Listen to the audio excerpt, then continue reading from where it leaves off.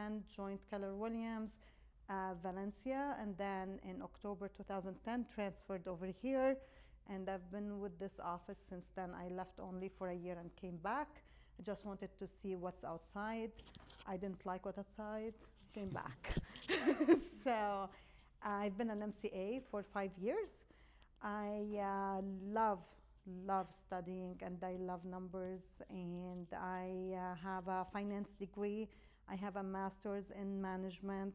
I am working on my doctorate in leadership.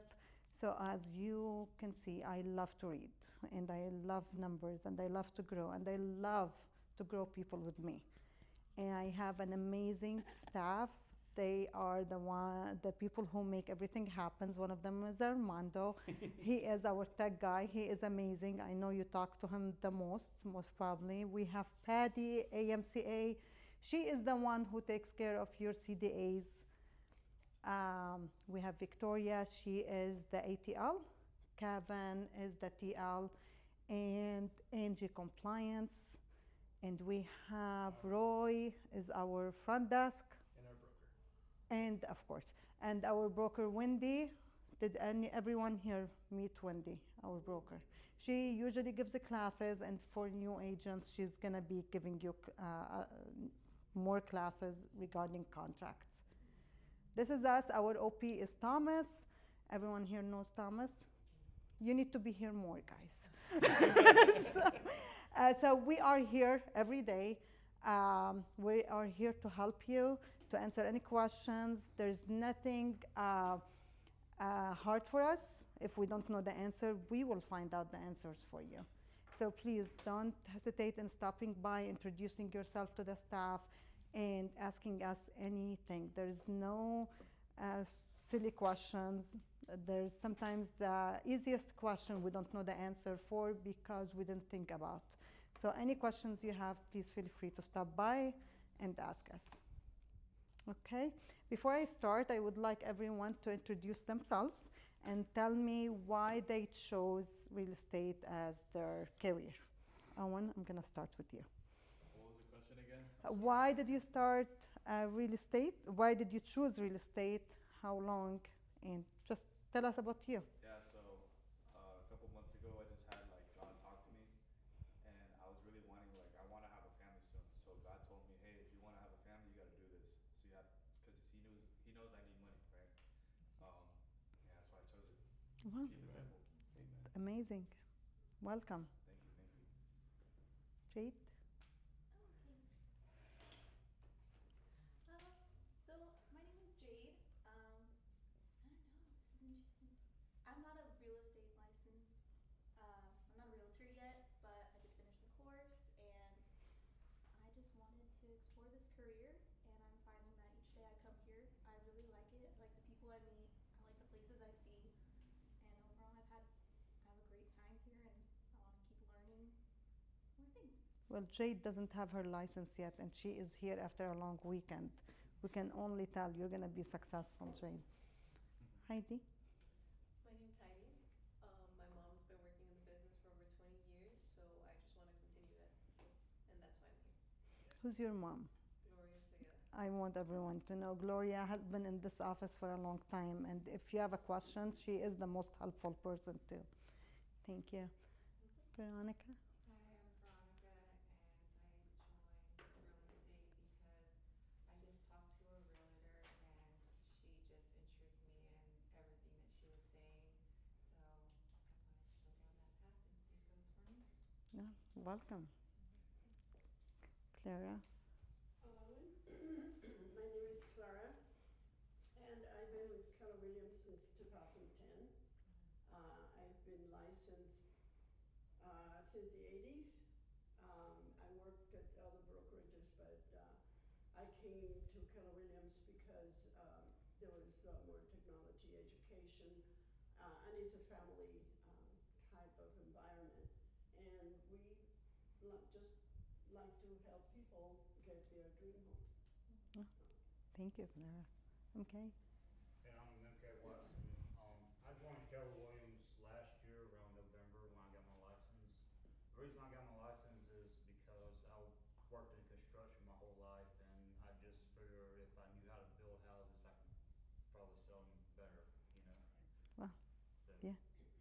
Welcome. Thank you. Arlo? My name's Arlo Miranda. I joined Keller, I think, in June or May. Okay.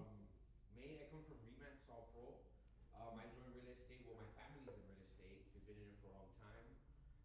And the reason I got into real estate was to help a lot of people because I see that there's an injustice being done to a lot of buyers where they're misinformed. And a lot of agents don't want to educate clients. They just want to put the check and that's it. And so I saw that from helping my cousin out for so many years as a finder, like I would help him. And then one day I saw like when I was producing leads for him what the checks looked like. And I'm like, whoa, I'm gonna just do that myself. Well, welcome to the family. Francis? My name is Francis Martinez Barriere. Barriere because I came back to my last names. I just wanted to say that. Oh, my grandma. I started like 20 years ago. Oh. I was married. One day, he just left, and he left me with 3 kids. And never worked before. And I asked God, so now what? And so I started doing loans. After that, in 2020, no, I stopped working for a period of time because I had a stroke. I almost died. My son had less than 20 minutes to decide my life, and he did. He told me, Mom, I prayed. Doctor told me, okay, it's less than 20 minutes. And he said, okay, go ahead, do what you have to do. And I'm here, so I'm back after learning how to walk again, how to speak. So sometimes I forget things, but I'm happy to be here. But you're here. Yes, I was praying to God. I went to see different offices, and one day I just say, I'm going to Keller Williams. So I came. We are lucky That to was have like you. 2 weeks ago, I think. Francis, when was that? When did you have your stroke? 2020. Oh, not long time ago. Yes. We are very happy you're here with us. Oh, Thank God, right? My name is Carla. I've had my license for a year. In that year's time, I was with Coldwell Banker. I also prayed and asked God for direction. And like 20 years ago, I was here in this office. Me and my husband were looking to buy a house, and I feel like we just came full circle. We were led back here. So I'm just empathy testers, just deciding to do something for myself after you give, to your family and your children. So it's time for me to just step out and do something for myself. So, and I fell in love honestly with watching like the realtor shows and the, seeing how they help people and the rebuilding, and just I was fascinated by the process of real estate. So that's kind of why I chose it too. Oh, welcome. Thank you. It's great. My Sylvia. name is Silvia Garcia. I do the course here with George. Mhm. A friend invited me to take the course since 1 year ago. But on these days, I'm here with Gloria. She's helping me to study, to trying to pass the real estate exam. And I like real estate. I would like to try it to see if I can do it. Nice. Well, welcome. You wanna introduce yourself to us? Yeah, my name is Henry. I've been an agent for a couple of years. I come from Los Angeles. I was at a real estate office in Pico Rivera. I recently moved to Lancaster, so I'm looking for an office to join. That's You what- joined the best office. That's what I hear. Welcome to the Thank you, family. Can I ask you to write your name, please? Yes. Where's the lights here? There. Right behind the bed.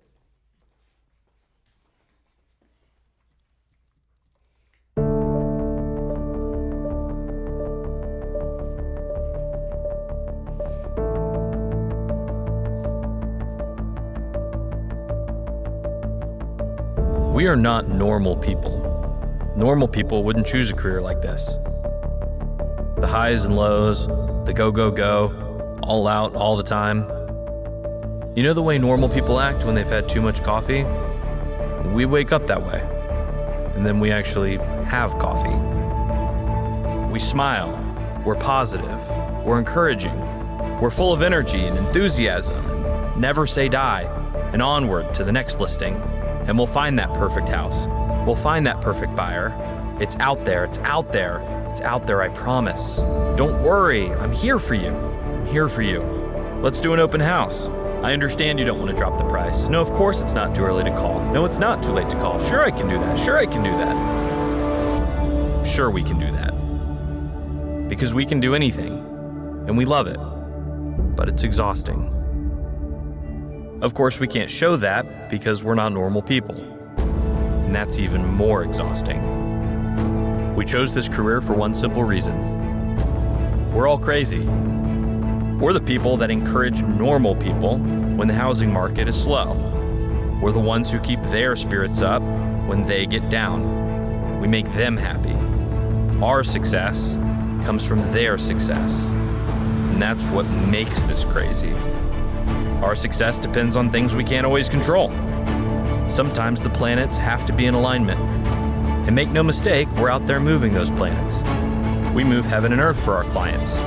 And we make it look easy because that's what we do. But when we run into things we can't control, it makes us crazy. Sorry, crazy-er. A slow market is a slow market. We charge the storm because we're KW. But the thing is it's gonna be wet.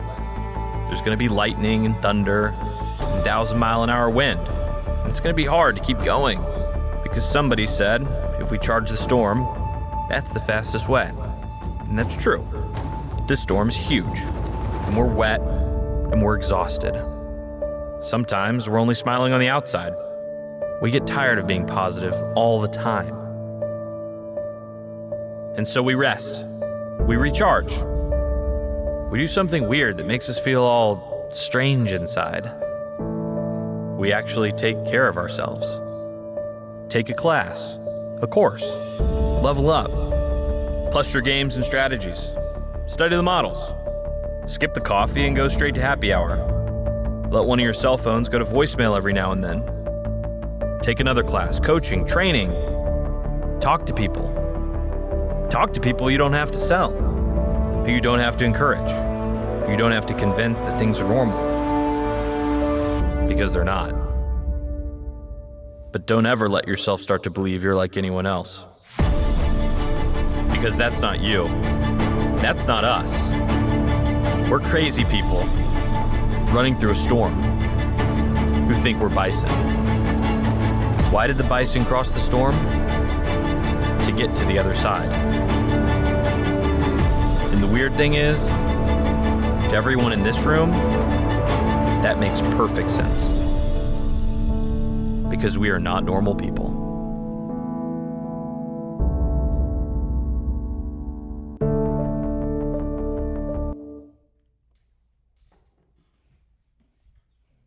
This is your permission not to be normal, guys. So,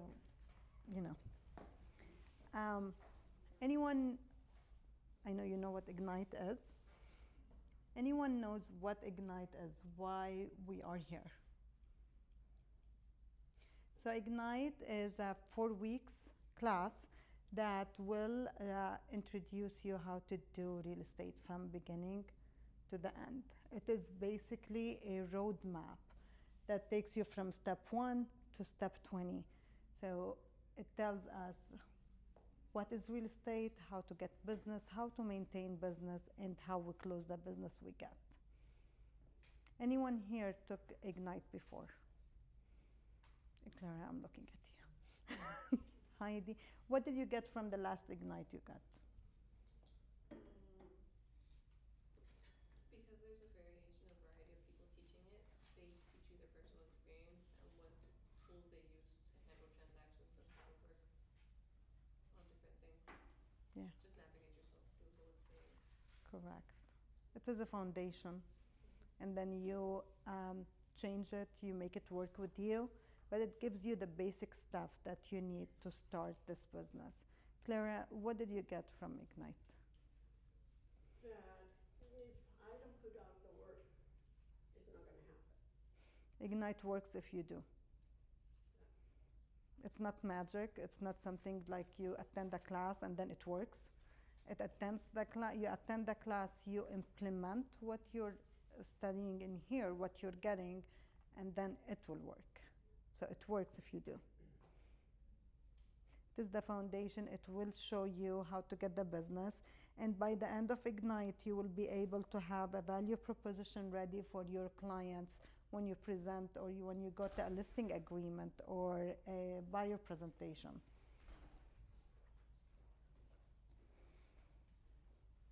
There's a few rules for Ignite, and I will ask everyone here to please respect them.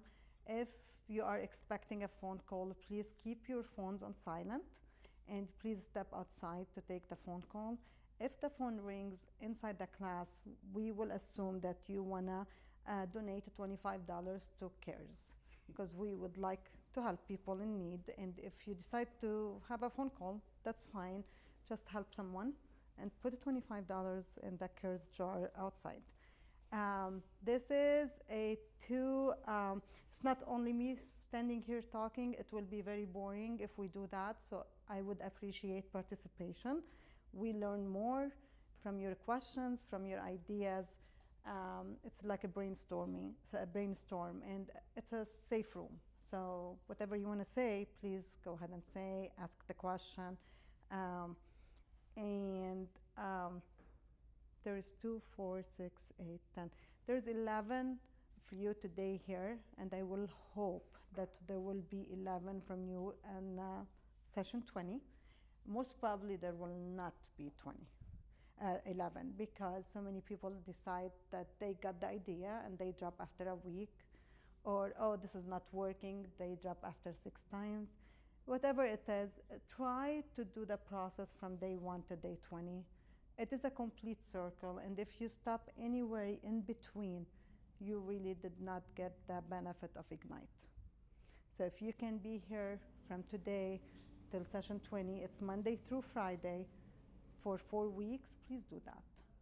It's an investment you're doing for yourself and yourself. Okay? And I believe there's something at the end of the sessions for anyone who attended Ignite without missing any sessions. Okay? So Ignite is divided into 4 parts. Real estate expert that has spark your career, embrace your job, connect with your market, define your value, and this is week 1. And then lead generation, generate your leads, grow your database, capture leads with open houses, capture leads with social media, and capture more leads. This is how we get our clients and business. Lead follow-up, keep every lead, follow up with leads, strengthen relationship, qualify potential buyers and sellers, and this is how we keep our people the business that we get. And the last one is how we close them. Win the buyer, win the seller, work with buyers and sellers, make and receive offers, negotiate offers, get to close, and plan your future. What do you think plan your future is? Number 20. The full circle moment? It's the full circle moment, but what happened on that? We get paid. I know no one works only for money, but it is a good motivation, right? So number 20 is important, and number 1 is important. So it's from sparking your career to getting paid from the career you chose. There's the steps in between. So being here only for step 1 and step 20, you're missing the point. Correct? Any questions? Am I going too fast? Am I going too slow? Are you awake? Okay. So, I will have a few videos just for us to get the point of Ignite, and watch this.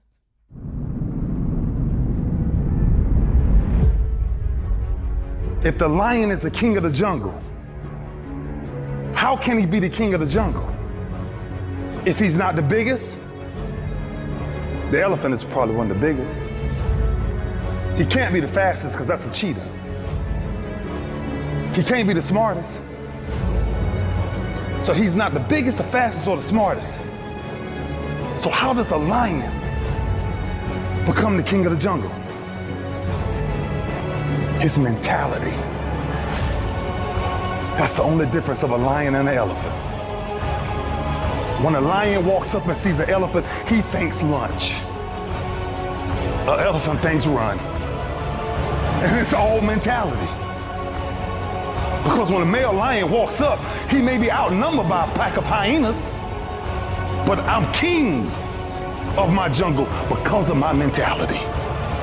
What happens when you're a gazelle and you're not being pushed, you're not being prodded, you're not given a reward, nobody's encouraging you? What happens when you're a gazelle and the lion's not chasing you anymore? You stop running. But what happens when you're a lion? When you're a lion, it does not make a difference. You realize that if your family is going to eat, that if that pack of lions is to survive, then you gotta go hunt. A part of being a beast just ain't eating a gazelle. A part of being a beast is the hunts. It's the hunt that they're excited about. They like to see the gazelles run. Then boom, they take off. Because real lions like to hunt. They love the process just as much as they love the prize. And some of y'all just want to score. You don't like the process. You're not in love with the process. A true hunter's goal is not the prize. A true hunter's goal is to hunt. That's what they live for. They live to hunt. They don't just live to catch it. It's the whole process. When you are a true hunter, you don't go by time, you go by the gazelle. When you are a true hunter, you hunt until you get a gazelle, and you don't stop until you get one. And then you get another, and then you get another, and you get another. If you're gonna do what you say you're gonna do, be what you say you're gonna be, you're gonna have to lion me out. You a gazelle, you're gonna come up short. You a gazelle, you're gonna have an average experience. You a student, I need you in lion mode. You an entrepreneur, I need you in lion mode. You trying to lose weight, lion mode. You can't do nothing significant in gazelle mode, nothing. Nothing impressive happens in gazelle mode. Nothing happens in run mode, give up mode, quit mode, scared mode, fearful mode, nothing happens. Everything happens in lion mode like I'm coming to get you.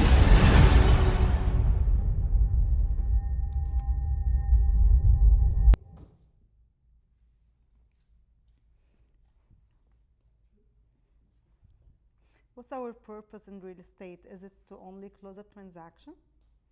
Is it only to get paid? No. What's our purpose? Help people out. Help people out. Clara, you've been in the business. Why do you do real estate? What do you feel when you close a transaction? I have the satisfaction of knowing that I made someone, some family happy. That particularly if it is a first-time buyer, if I can get them the best price and the best advantage, and finally they get what they want, that's my greatest satisfaction. That's great satisfaction. So it's not only to get your check. No, I don't think that says that I'm doing my job, and that I'm learning, that I have to keep learning every day to be able to be more helpful. Okay. Does this relate to the video we just watched? Like the prize is not the goal, it's the hunt, it's the process. Henry, you've been in real estate, correct? Yeah. What do you feel when you give the keys to somebody? I feel accomplished that I was able to get through another transaction and that I was able to, just help someone out. It's a nice feeling when you hand someone keys to the Yeah. house and they thank you, and just to see them, some of the people cry, so for me it's just like accomplishment, another milestone, and then on to the next family. Yeah. Yeah. So the prize is not only the check, which is, if you're doing that only for the check, you're missing out. We grow through this process. We see people happy. We see people accomplishing something they've been working for so long.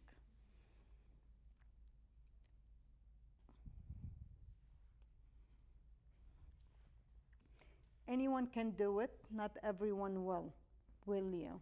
That's Gary Keller. Everyone here knows Gary Keller. Please say yes. Who knows Gary Keller? Raise your hand. No, who heard of him? Okay, Gary Keller is the owner of Keller Williams. He is the one who wrote so many books. Some of them is the MREA book, The One Thing, The Shift, the Investor book. He is, we learned from him so many stuff. This is one of his quotes, and it says, anyone can do it, not everyone will you? What does this mean to us? What is he saying? I think that people usually say, oh, I can do that. Yeah, and I'm going to do it. I mean, you'll see, but they don't put the work out. And so it turns out that later on they say, well, I just, So what is it? What's the difference between someone who is here today learning something new, and between someone who woke up and decided not to show up because they're tired? What's the difference? They like to Discipline. They gotta have a mindset. Mindset. It's the mindset. Compromise. Yeah. They like to say they can't find a way, but instead you have to make a way. Yeah. Because some people give you an excuse and some people give you a result. Some people say, I was sleepy, and someone say, I washed my face 6 times, had 5 cups of coffee, and here I am doing it. Determination. The mentality, but it Yeah. has to be action too. You have to Yeah. do it, to commit. Correct. So anyone can do it, not everyone will. Because what's available for me is available for you, for everybody. No one is giving me something in secret and say, this is only for you, don't show it. But what I do with the stuff I learn is completely different what other person will do with the stuff they learn. Correct? So it's a mindset, it's determination. It's what's our goal to do this? What's our goal? How consistent am I? How much difference I want to make? Who is affected by this?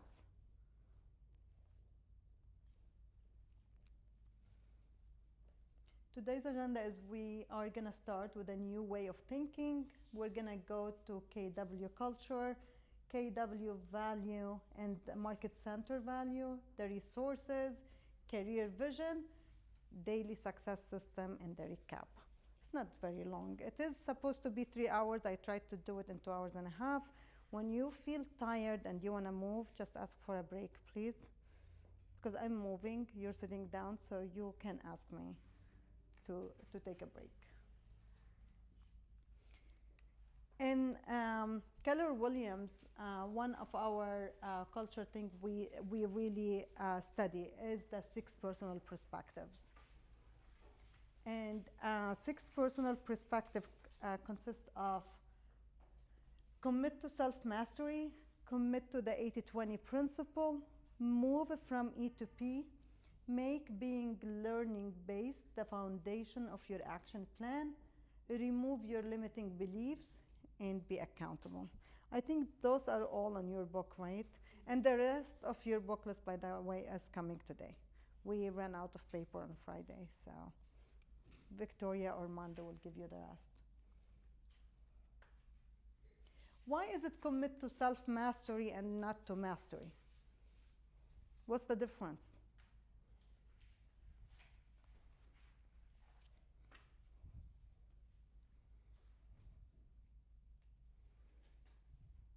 I'm sorry, you said the difference between Mm-hmm. what? Between self-mastery and mastery. Why do we say self-mastery?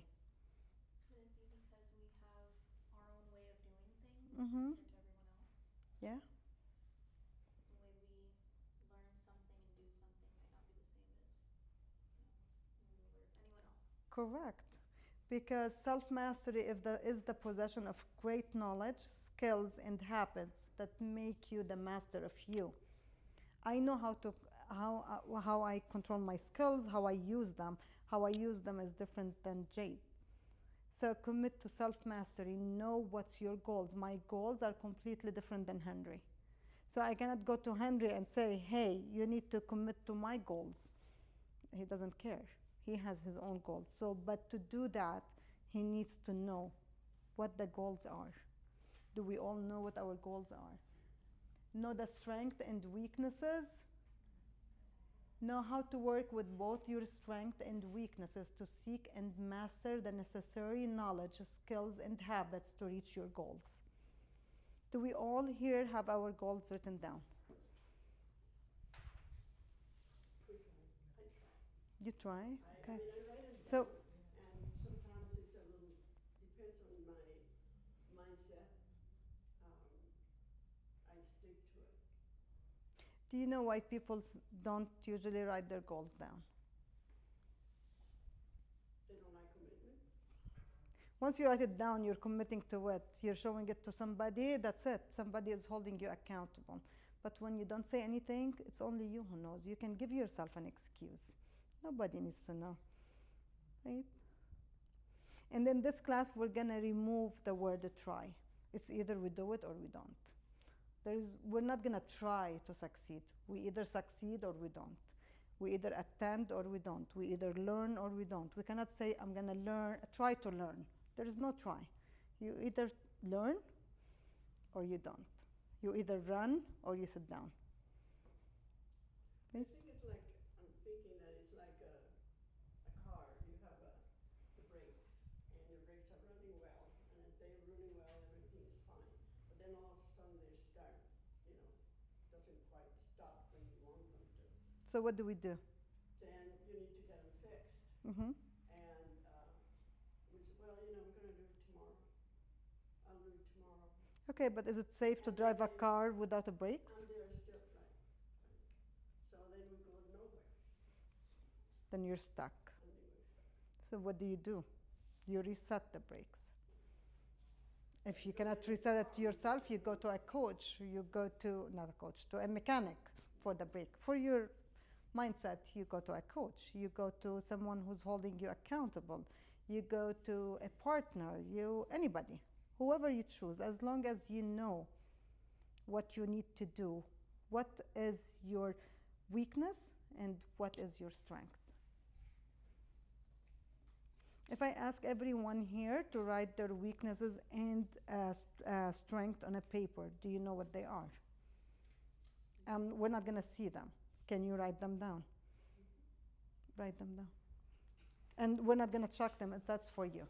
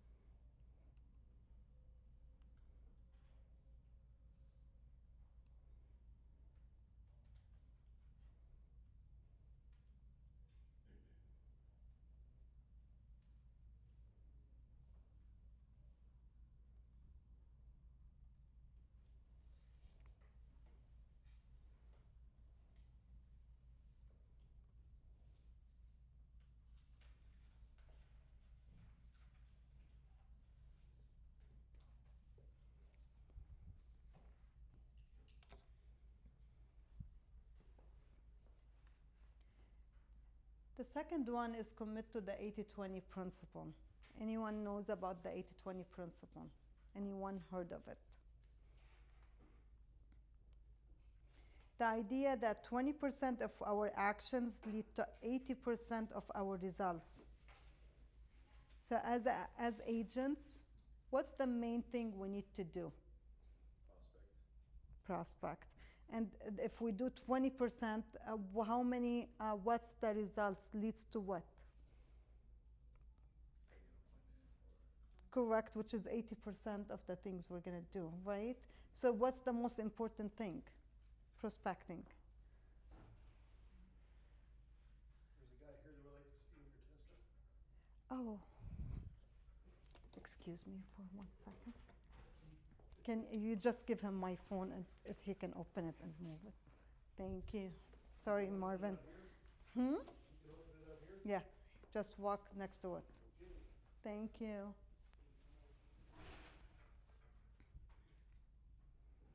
So, did anyone watch the video with the big rocks for the professor doing the big rocks first?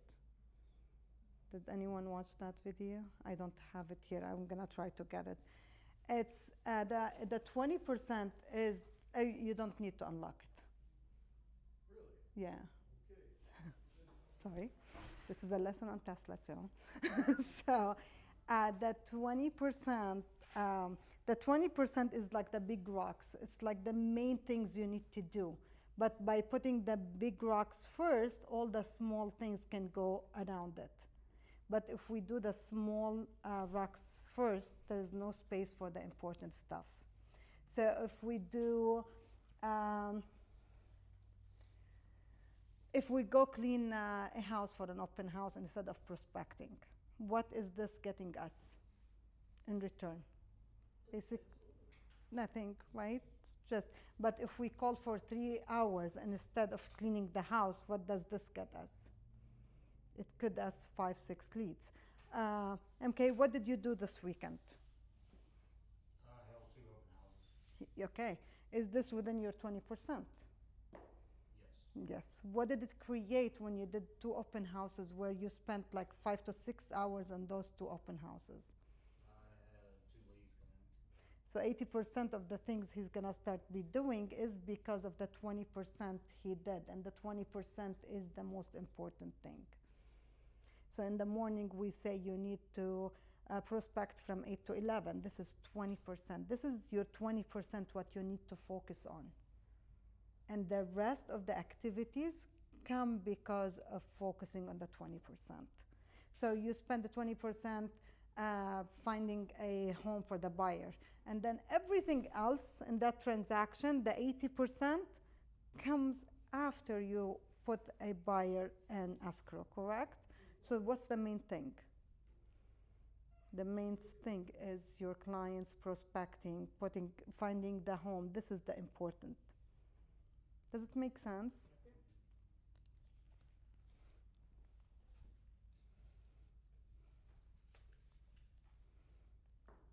Number 3 is move from E to P. E is entrepreneurial. Do you know how an entrepreneur works? We are all entrepreneurs here. How do we work? We tend to be more business-like, rather than, I guess the next P could be generating business. Just too busy with paperwork. Paperwork, okay. And when we first, let's say you opened a store, you're new, and do you have a plan? You should, but do you? 90% of our agents, the newer agents, do they have a plan? No, but when you go to the top agents, do you think they have a plan? Absolutely. Why did they have the plan? They have their marketing, they have their lead generation. They know that they have to do lead generation a certain amount of time every day in order to getting their clients. Okay. Getting to be known, getting their brand. What happened in the beginning of their journey, though? Failures. They failed through the process. They know what works, what doesn't work. So they were disappointed. They went down. So what happens is you call for 2 hours today. You get so lucky, you get a buyer. I'm just gonna pretend this week, everyone who's gonna call 2 hours in the morning, they got 2 buyers. What happened when we get the 2 buyers? Set up their phone. But what happened? We stopped calling. Oh, we're so excited. Because we are so excited of the 2 buyers, we stopped calling. Like, okay, we have 2 buyers now, we're gonna prospect? No. It's okay, I'm busy. And this is what happens. So you go up, and number 1 you see, And then when you close the first transaction, you go back down. And then you close the second, you go down, and then what happens? You have no clients. And then now you start over. Oh, okay, let me prospect till I get somebody. Where if you are doing business with purpose and with a plan, you really do not lose that. You keep focusing on models and systems till you do the breakthrough. So when we say on your calendar, block your time, it's not for us just to see it, it's for you to do it. When we say 8 to 11, this is prospecting, and you should be calling nonstop with no distraction. This is serious, because once it's on your calendar, once it's a habit, this is where results start coming. And then when results start coming, after a while, if you want to hire an assistant or a buyer agent or someone to show your properties, that's when things start working. But what do? We get so excited in the process, and we go back to our nature. What's comfortable for us. So we get a client, we lose track, we start showing homes, we get excited, we spend the money before we get paid.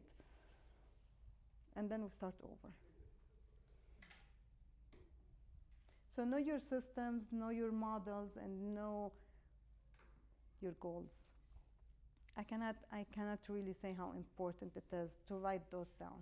If you did not write your goal down, please do. If you did not write what your weaknesses and strengths are, please do, because this is the only way you would know what you need to be better, to reach your goal. How can you know what you're doing or what you're missing if you don't know the process? It is very important. It doesn't matter how long you've been in the business. You can be in the business for a day or 10 years. If you're not doing this, you're still a new agent.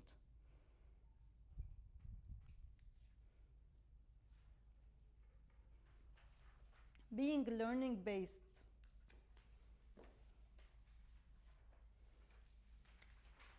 How many times someone started talking to us about something, and before they finish, we say, we know.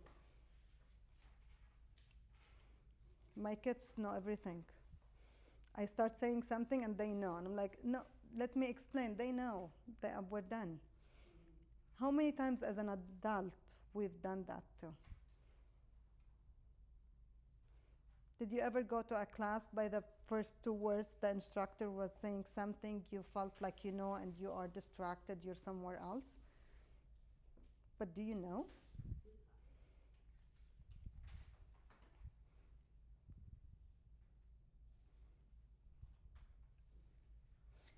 The more we know that we don't know. If you think about it, the more you read about stuff, the more you find out that I don't know.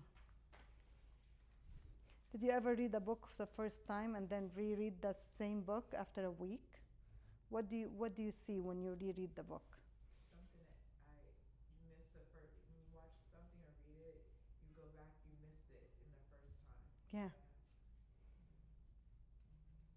If I can read the same book 3-4 times, and every time I read it, I'm like, was this there the first time? Like, I don't remember reading this. But why is that?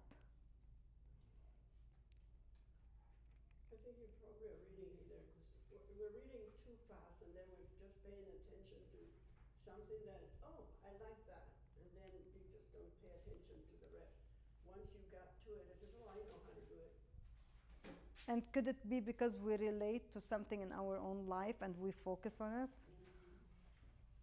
I can watch the same movie with Heidi, and then I can get something from the movie, and she can get something completely different. And we are watching the same movie.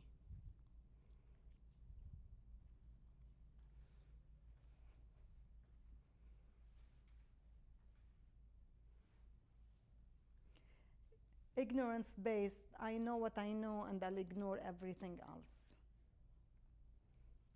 People with learning-based, they say, I know what I know, and there is more to know. There's so much more to know. so much more to know. Clara, how many times you've taken Ignite? Probably about 4 times, and every time, of course, I miss something, but so I do it again, and I do it again, and each time I realize, oh, I remember that part I didn't do that, and so I pick up more information and more things that I'm doing.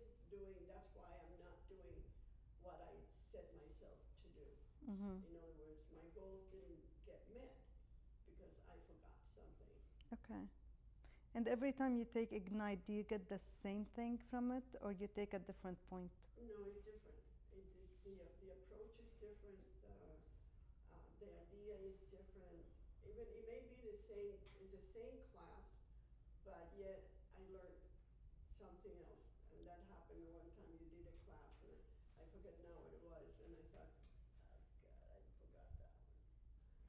Then I realized, oh, I know why I'm not doing what I'm supposed to be doing. It's because I didn't do it. Yeah. And it all has to do with my goals. Yeah. So let's be learning based, because we can learn from each other too. I can know how to do everything in a transaction, but Veronica can come to me and show me another perspective. I'm like, oh my God, this could work with my client. Don't assume that you know it all. Nobody does. And there's always a new ways. There's always a new things. And life is changing so fast.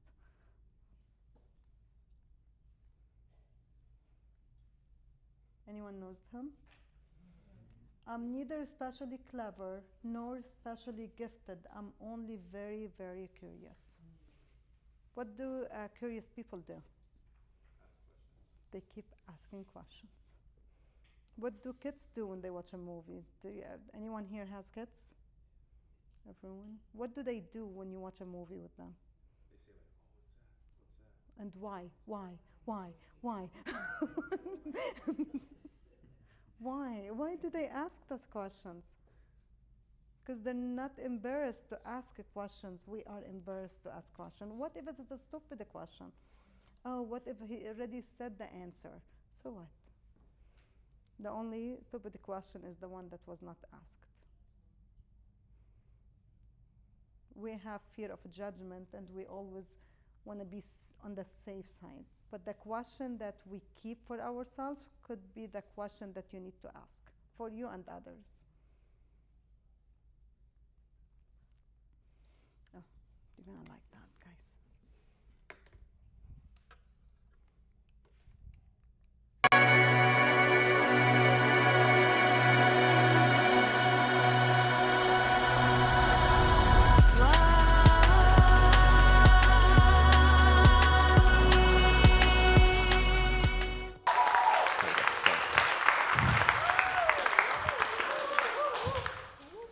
Michael Jordan has said, I've missed more than 9,000 shots, lost almost 300 games, and 26 times I've been trusted to make the game-winning shot and missed. I fail over and over and over again, and that is why I succeed. Michael Jordan is one of the most famous basketball players in the world, though he was not always a star. He didn't make his high school basketball team because he was too short and wasn't good enough. He could have quit, but instead he had the mindset to continue and get better. He was practicing each day before most people were even out of bed. And because of this, he not only made the team the following year, but he went on to become the greatest player of all time and a true champion. The question that comes to our mind is, can we all learn to have a mindset of a champion? A mindset is a word describing how we think. There are two types of mindsets. 1, a growth mindset, and 2, a fixed mindset. A growth mindset is when somebody believes they can learn to be good and they can learn to get better. They are not afraid of challenges. They continue when things get hard. They know that they have put effort in to learn, and they learn from criticism. They are also inspired by people who do well. Michael Jordan has this trait, though another person with a growth mindset is The Rock, Dwayne Johnson. He was cut from the Canadian Football League early on in his career. He could have quit, But instead, he worked very hard, faced many challenges, and is now a super, super famous movie star, one of my favorite. Did you know that coaches and professional scouts look for athletes who don't just have skill? They want someone who wants to learn, who is coachable, and will give 100% effort in practices. They want someone with a growth mindset. What they don't want is somebody who thinks they are already good enough, they don't need to learn, and are not coachable. These people have a fixed mindset. A fixed mindset is the opposite of a growth. These people either think they're born good or born not so good. They cannot learn. They are afraid of challenges. They give up and get defensive easily. They feel criticized when given feedback and are threatened by people who do well. Which mindset do you think I have? Well, let me tell you a story. Reading has always been hard for me, and even now I still find it challenging. From kindergarten to 4th grade, I was always a bit below grade level in reading. So each night, I read aloud to my parents to try to get better. This was always the worst part of my day. Whenever I was reading, I would of course make mistakes, misread words, say words that weren't there, miss words that were there, and miss punctuation. Normal. But whenever my mom or dad tried to correct me, I'd get upset. I told them that they were wrong and sometimes even have a meltdown. This happened from my friends and teachers and with other subjects and activities too. I thought that I should know how to do everything already, and if I didn't, I would get upset. I thought that what my teachers were teaching should come to me easy. Well, guess what? Some of the things I was learning or reading were not easy. I would get upset. Negative thoughts came into my mind. You suck. You can't do anything. This should be so easy.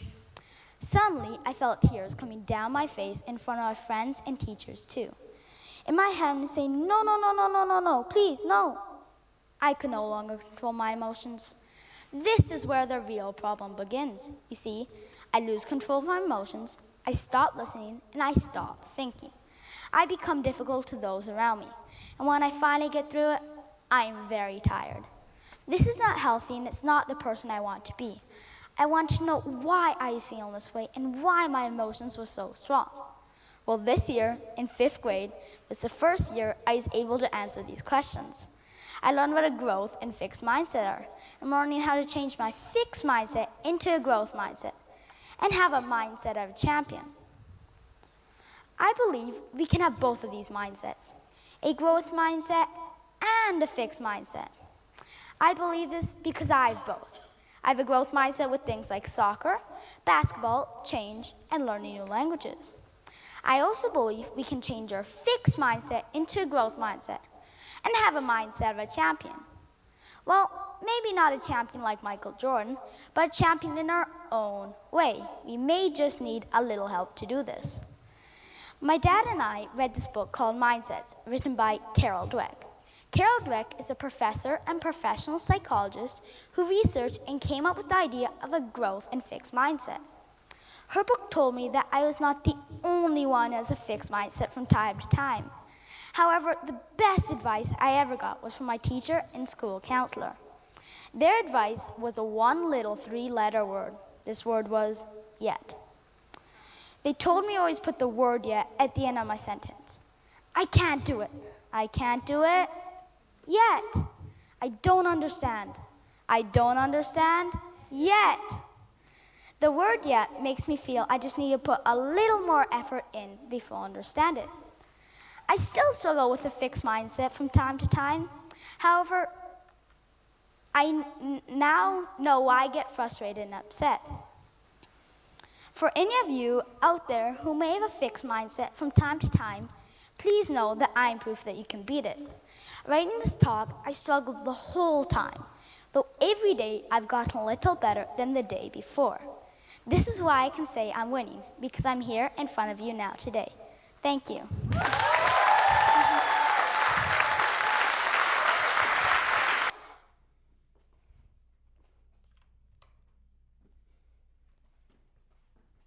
What do you think? It was good. Why is it good? What makes it good? Because even as a kid, like he realized that he needed to grow, right? And everyone needs to grow, whether it's in this aspect or that aspect in life. We always need to grow. Yeah. What else, guys? We need to have control over our emotions. It doesn't matter what is happening. We have to be focused on what we want. So if we made prospecting for a week and we don't have any leads, we don't have any leads yet. It really goes a long way.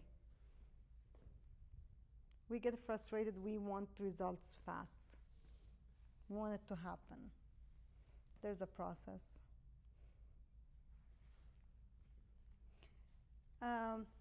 Who has limiting beliefs? And who knows what limiting beliefs are? Everybody? What are limiting beliefs? A belief about yourself or something that limits you. Who? Limits your capability. Okay. And usually who makes you believe those? Yourself. Or? Someone told you. It's usually somebody told you something. Somebody put that perspective on you. Now you hold it close to your heart and you believe it's a limiting belief that holds you back. Society or family. Society, family, culture. And everything is into. And who controls that? Ourselves. Ourself, our mindset. The And the beliefs past. control us. The belief control us? Yeah. When we allow it, In certain way, yeah. when we allow it, it's our mindset. We used to call it in bold the drunk monkey. I believe that is not allowed anymore. It's not legal, so for whatever reason. But the drunk monkey is the one who says things to you to, don't call. You're not gonna, they're not gonna, don't go door knocking. You're not gonna get anything. Don't do cold calling. You're not gonna get any clients. People don't like me calling because I have an accent. That was my limiting belief. Like every time Amy used to be the OP in this office, and she used to be my boss, and every time she asks me to give a class, I will say, oh, they don't like to hear from me. I have an accent. Every time. And then she had to work through this thing for me to be like, everyone in Los Angeles have accents. It's not only you. So, but that's something more than a limited belief. It was an excuse as well. I'm protecting myself. I'm protecting myself because I'm afraid of failure. So I put that as a limited, like, okay, nobody wants to hear me speaking. I have an accent. It's a work in process. The accent is not going anywhere, but the limited belief is. Unlimiting beliefs, when you unlimit your thinking, you unlimit your success. It's only things we limit ourselves with. Yes? I would say a big thing is, well, for me personally, I don't hang around people or spend time with people who don't have my same beliefs, whether that's friends or family. Like if I'm in a conversation and I know they're talking about something that's absolutely like nothing to do with my one thing, I don't entertain it or I stay quiet. Okay. And so like if, I don't know, that's a bit harsh, but like, cause I read a lot the Gary Keller books. Uh-huh. And so that's what I noticed, like, even in your personal life, even in 4th of July when you're hanging out, I don't spend time with people who have limiting beliefs or say, or talk about things that like don't matter or outside of the control. And Okay. so a good way to prevent that is to only hang around with people who are going the same way you're going. Yeah. Who will support your growth and not take you back. Yeah, like I love my brother, but we don't engage much because we're not on the same goal. And so I'm really careful what information how do you say? I subtract from it. Okay. I know what kind of conversations it is. And so like a good way to stop limiting belief is like if you know you have a big real estate career and you have someone that does it, well you wouldn't express your beliefs to them because you're not gonna understand them. so the good way is just to kind of like, this is like for me, like this is my family, I love them, but I don't share my dreams and goals with them because they're gonna just limit my beliefs, and we're not on the same wavelength, so I don't bother. I just Yeah. yeah. See what I'm saying? I do the same thing with negative people. Because if I'm assuming, I'm always like something good is gonna happen. And when someone walks in and they are insisting something bad is gonna happen, I feel like I'm allergic to them. Like keep your energy away from me. Like I know something good is gonna happen. Yeah, you can't tell like big dreams to people who don't. Yeah. And that's not to say they're bad people. It's just They're some not bad people. people. They're different Yeah, mindset. some people just have a different calling. Yeah. And so you can't, like you said earlier, like you can't mix your calling with them. Like Yeah. if you have a big dream to be an entrepreneur, but someone wants to work a 9 to 5 all their lives, Good for them. you shouldn't share. Good for them, but you shouldn't share your beliefs with them because they're just gonna limit them. Yeah, even if we share beliefs, Yeah. maybe we can respect, and we don't have to be forced to go with any other belief if we don't believe in it. So what people try to do is change the way you think instead of respecting the way you think. And it is sometimes a good thing. Sometimes it's a growth, but the growth happens when they show you results and not when they talk. So if you want to change the perspective of someone, like if I'm going to tell Jade every day, Jade, please call for 2 hours. This will get you clients. This will get you leads. And Jade will be like, no, no, no. But I'm showing her that I have 5 clients from last month because of that 2 hours call. Should I say something or my actions are going to say something? Your actions. The results are going to show. Whether she believes it or not, that's up to her. Right? Yeah. So whatever your limiting beliefs are, can you write them down, please? And those are for you.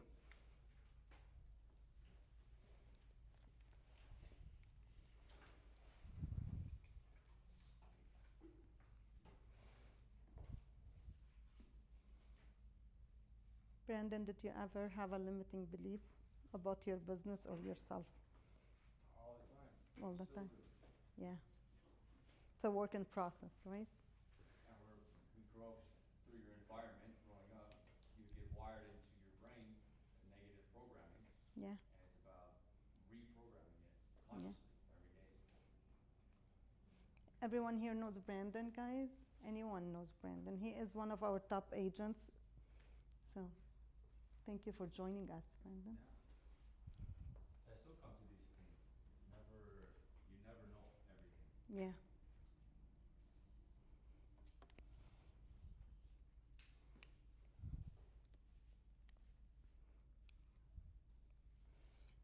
The last step is be accountable. We said before, why don't people write things down?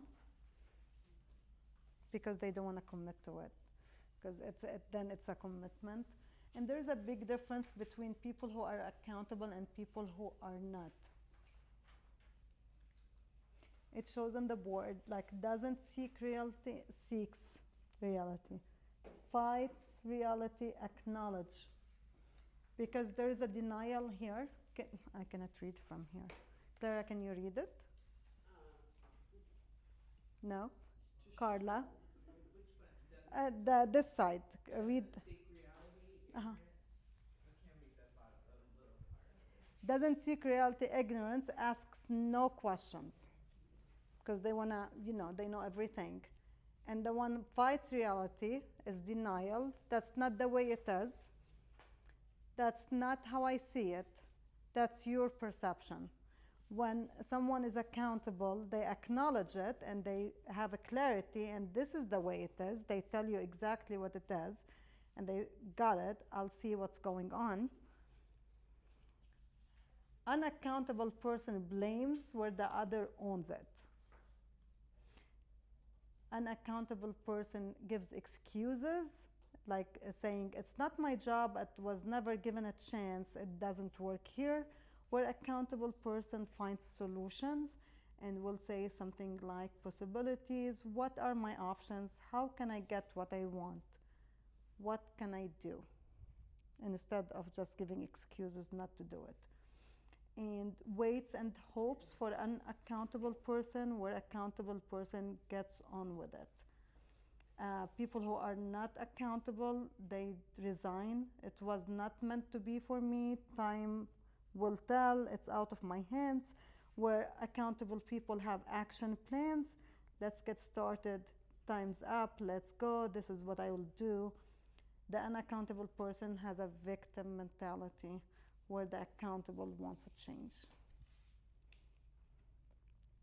Do we see this in successful people or in partners or in life, friends? Do you have anyone who does not want to be held accountable? I'm sure in your life you met somebody. Does it make you feel frustrated if you are on the right path? Huh? You just said you eliminate conversation with people. Yeah. Does this relate? Yeah, like if someone, yeah. I would say yeah. Honestly, I do that a lot, and my family doesn't like it. But like, for instance, we were for leave left for July. 4th of July, I went for an hour, and I saw the conversations had nothing to do with my goals, and so I do a process of elimination. Like whoever is on the same wavelength as me, then I associate with them, and if you're not, then I don't. And so that's just the way I deal Okay. with it. That's just me, obviously.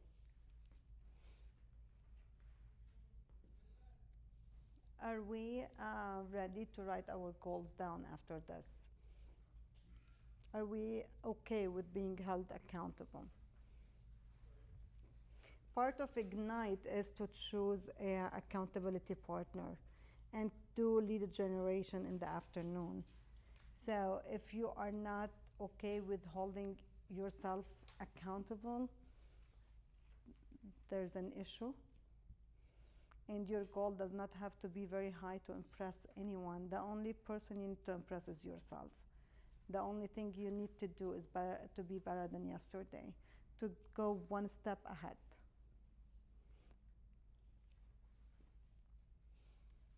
What's your favorite thing from the 6 personal perspectives? Give me an aha.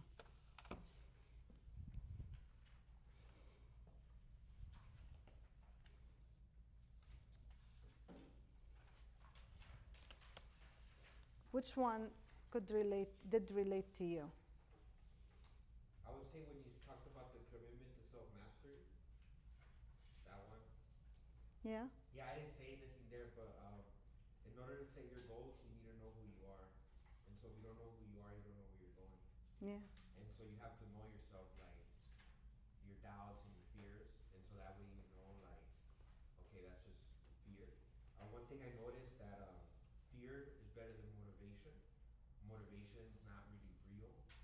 And so I noticed that fear is like a muscle.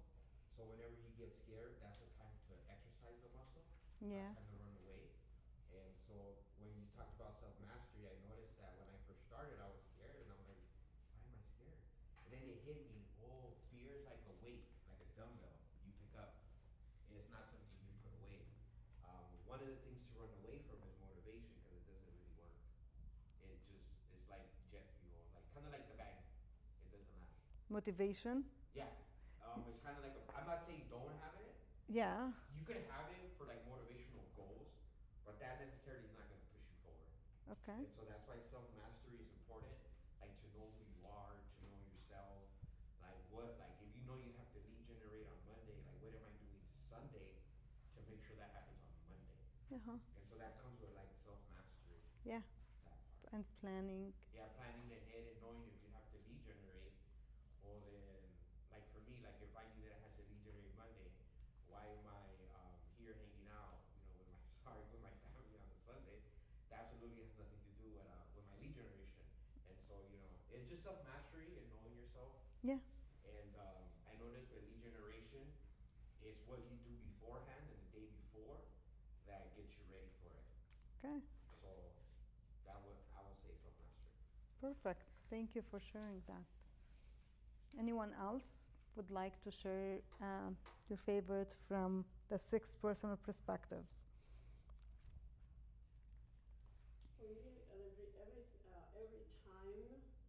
my challenges are my mindset and some limiting beliefs that I have to constantly work on. I have to keep saying, no, I can't do it. I know I can do it. And then my other voice says, well, why don't you do it? So those are two things that are very challenging to me. And how do you get over that, Clara? I have to look at my goals every time and say, well, you said you were going to do this. So, you're not reaching it is because you don't want to do it. And why don't you want to do it? So I have to keep asking the why until I realize and said, okay, either I change my goal, which I shouldn't, which I haven't. I just have to stick to them and say, well, do more. Okay, we either change the goal or change the way to get to our goals. Right. But it's better not to change the goal. No. Do you submit your goals anywhere where anyone can hold you accountable? Yeah. Okay. Yes, I do. Does that help? Yeah. Okay. What else? Owen, you have something to share? I think there's times when like you don't want to do an action, right? You don't want to start, right? And I have that fear all the time. But the best thing to get over that fear is to not think of it and just do it, right? Like, let's say you want to prospect, you want to get on the phone, and you're overthinking all the time. I don't want to call this person, but you have to call this person. So you kind of just try not to think it, just press it, like maybe look away, do it, right? And then you have to start. Yeah. You just have to start now. That's basically it. Yeah. Anyone heard of Mel Robbins' 5, 4, 3, 2, 1 thing? Brandon is shaking his head. So Mel, she said, do you know who Mel Robbins is? She wrote the book, I think it's the rocket theory or whatever, the 5 seconds theory, I don't know what she calls it. But she was sitting home and she was alcoholic and she was without a job and she was on the edge of getting a divorce from her husband, and then she's losing everything. And one day she was watching TV and she saw the rocket taking off, and you know how they count down and it says 5, 4, 3, 2, 1, and it takes off, nothing can hold it down anymore. And she had this idea in her head that this is what she's gonna do to get over whatever happens in her life. So in the morning she started waking up, let's say she wants to go to the gym, and instead of doing snooze, she would do 5, 4, 3, 2, 1 and jump. Exactly like the rocket. And in her mind, she is the rocket. Nobody can hold her down, even herself. So if we do that 5, 4, 3, 2, 1 and take the phone and call that lead, 5, 4, 3, 2, 1 and knock that door, or 5, 3, 2, 1 and ask that question, whatever the fear is, I think it would work. If you please research it, and it is on YouTube. She has a lot of podcasts, and she is a successful person. It worked with her. It moved her from one place in her life to another. She is still married. She saved her family. She has money, and she is not drinking anymore. So she changed her life. But yes, it's a mindset thing. We are the rocket. Count. Mel Robbins.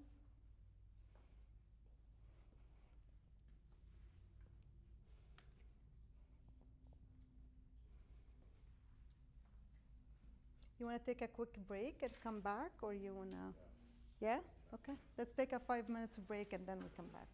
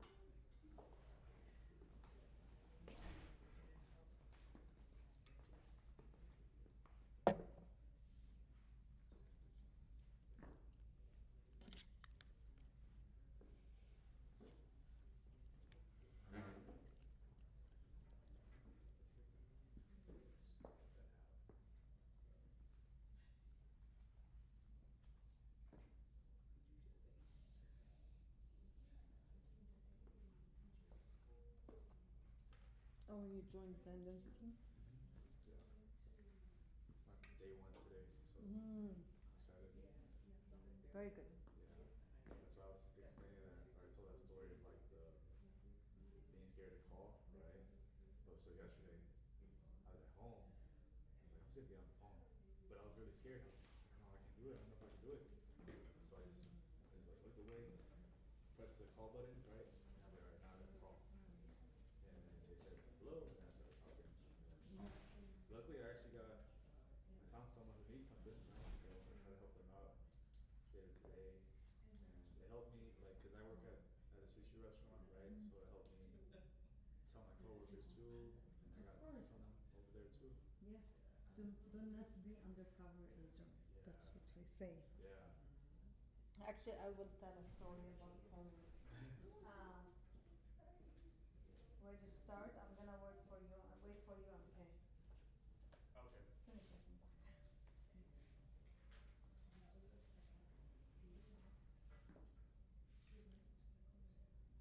Yeah, I don't wanna feel scared to tell people like, oh, I can help you out, if you need anything. Yeah. And being in a team helps too. Yeah, yeah. I think cause Brandon is really good, right? I don't want him to waste my time on me. I don't want him to feel like that. So see, change the words you tell yourselves too.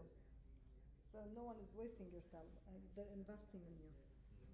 So Yeah. they're not wasting their time. Yeah. They're investing. They're investing in us Okay. too. Because results are gonna start showing. Hopefully, yeah. But when we say things like this to ourselves, then no results are gonna come. Wasting means no results. Mhm. Investing means you're gonna get your money back. Yeah, yeah. Right? Yeah. Thank you so much. You can do that. Thank you.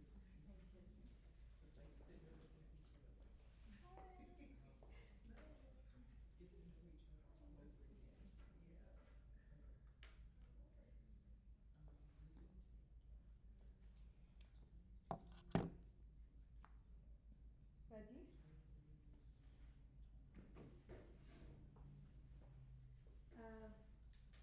KW culture, it's what we are known for in Keller Williams. There's a lot of other offices, but I would like to say that I'm proud to be in a company that they have culture and we respect our culture and we try to walk the talk as well. Um, we have, I have to be excused 1 minute.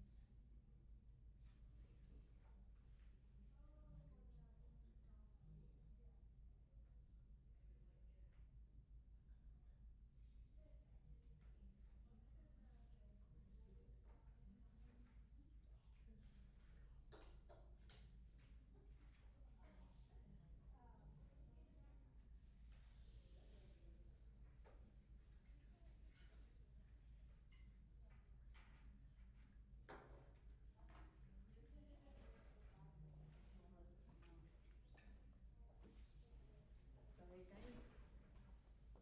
So KW Culture, MVVBP, and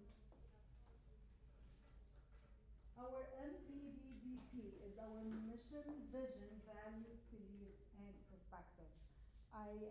It's hard for me to say, MVVVP. I try. Mission, vision, values, beliefs, perspectives. Our mission is to build careers worth having, businesses worth owning, lives worth living, experiences worth giving, and legacies worth leaving.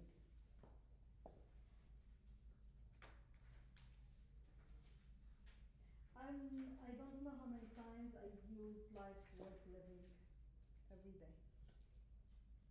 I take one thing from it, but I use lives worth living every day. Because I do not want to live to work. I want to enjoy my kids. I wanted to be home with them.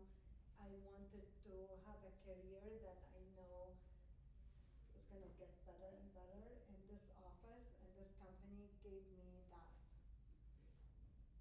To build careers worth having, businesses worth owning, lives worth living, experiences worth giving, and legacies worth leaving. I love that. Like, I say it with passion because it affects everything in our lives. And we do it. We want to have our agents make so much money and succeed and have all their dreams come true. We don't want anyone working to live. We want people to live and to work and to have fun and enjoy their families. And we want them to be proud of what they have and leave something behind. Our vision is to be the company of real estate, to be the real estate company of choice for agents and their customers. To be the real estate company of choice. Choice to who? Who chooses us? Clients. Clients? Who chooses Keller Williams? Who chooses this office? It's you. You are our clients. But your clients are our clients too. But you are our priority. We want our agents to be here and feel their home, to feel they are loved, to be taken care of, and to support them in real estate or personal.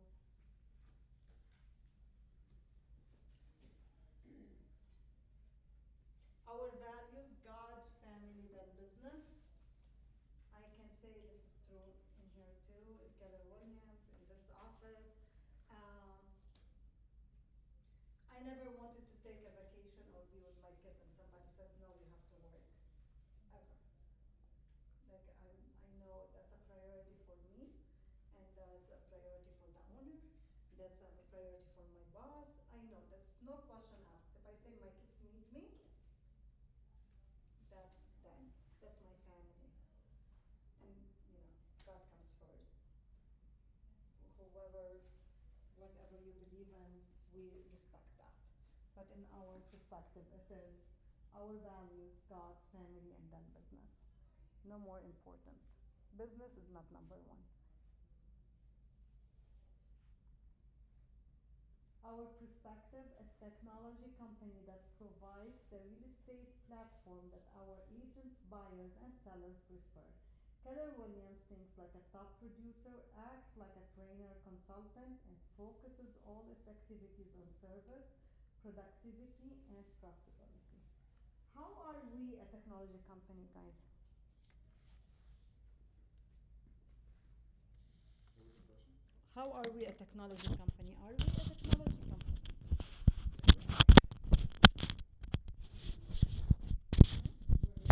We are number one. How are we technology company? We are the only company who owns the database. Command is ours. So, with every other company, they have their CRM separate from theirs. We are the only one that own the CRM. Command. Gary Keller spent so much money. We failed through the process a lot and lots of times, but then now we can say Command is working on a higher level. Does everyone here use Command? Who uses Command in here? And the rest, do you know what Command is? You don't. Well, not You're gonna be introduced to it. Yeah. Henry, no. Not yet. We have classes for command. I will suggest maybe tomorrow I'll give you the date when Armando is giving a class where he teaches you everything in details. But yes, we are a technology company. Gary Colors decided to switch a while back because he knew what the agents are going to be looking for and how to meet their clients' expectations. I like Command because it separates the opportunities and buyer and seller. Like, so when I want to touch on like my warm database, I go to opportunities. Yes. And then you can see how much, like, if you close your pipeline, How much you're going to make. 159,000. Yeah. I settled for some of that, but Yeah. It's a great platform if you know how to use it. And if you do not, the good thing is we will teach you how to use it. It saves a lot of time Yes. and effort. KW Belief System, Y4C2Ts. It's a win-win or no deal. Integrity, do the right thing. Customers always come first. Commitment in all things. Communication, seek first to understand. Creativity, ideas before results. Teamwork, together everyone achieves more. Trust starts with honesty. Equity, opportunities for all. Success results through people.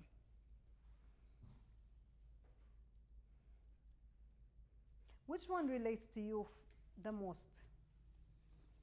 And which one you don't understand and you would like explanation on it? Teamwork. Teamwork? Integrity. Integrity. Together. Sorry, what? Together, because together we get more. Everybody wins, actually. Clara, if you're a single agent, what's your teamwork? Who's your team?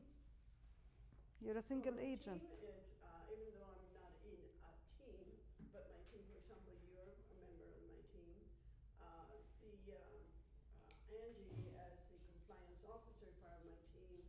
I would have my transaction coordinator would be part of my team. So everyone here in Who the else? office has a little bit to do with what I can do and how I'm going to do it. Okay. In addition to the office, who else is part of our team? Your lenders. Lender, Title. title, Home inspections. home inspection, escrow, NHT. We all are a team. Anyone that has something to do with the transaction to close is part of your team. And there's a lot of people. Integrity, you said, Henry? Mhm. You want to talk about integrity? Well, one of the things I learned from one of my good friends and past broker is to always do the right thing for the client, even if it means canceling a deal or walking away from a deal. Mm-hmm. Always do the right thing, because sometimes the thought of knowing how much money you're gonna make might drive you to overlook certain things and Uh-huh. just get the deal to close so you can make that money. But in the long term, if you do the right thing, it's gonna go a long way, because that client is gonna thank you and is gonna recommend you to other people. So, for me, it's always doing the right thing. Okay. Yeah. Sometimes when we see how much money we're gonna do, we're gonna be like, maybe we can close them Mm-hmm. to stay in the transaction, thinking of ourselves first, not the client. Is this integrity? Is it integrity when there's someone not paying commission and you try to move your client away from it to make more money? No. So how do we define integrity? Putting your clients first, like doing the right thing. Anytime, all the time?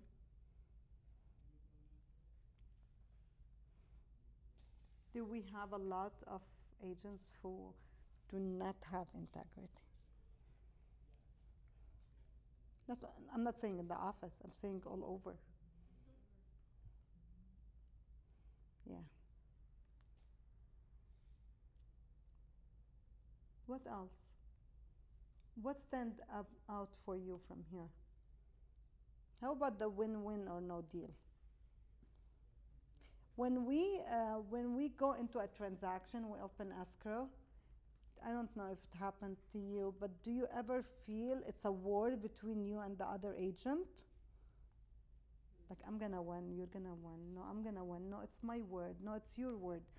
Is this how it's supposed to be? Who's supposed to win? Everybody's supposed to win. Why do we go into a transaction expecting someone to lose? We are going into a transaction with an agent who's representing a seller who willingly wants to sell their home to a buyer that's represented by an agent who willingly wants to buy a home. So why should be a loss in there? It's because of our communication. The way we communicate with each other can take this from very nice, good transaction, easy, helpful transaction, to a war zone. I'm sure you all heard, oh my God, the agent was a nightmare. Is it the agent? Is it the communication? Is it the way we dealt with the problem? Is it the problem? I don't know. There's so many questions around that. But we all have something to do with it. I think it's just communication. I like to establish relationships with the listing agents Yeah. on the other side because if you work in a team, we're going to close it faster. Yes. If it's a win-win, I want you to win, I want to win.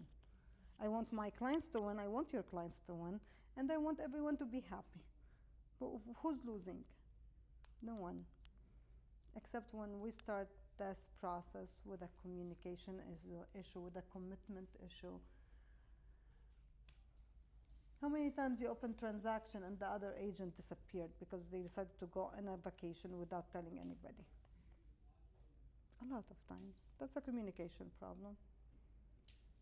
So let's not be the one who's responsible for that communication. And remember our Y4C2Ts. This is going to come out a lot. Y4C2Ts. Take a picture for it if it's not in the book. It is in your book, actually.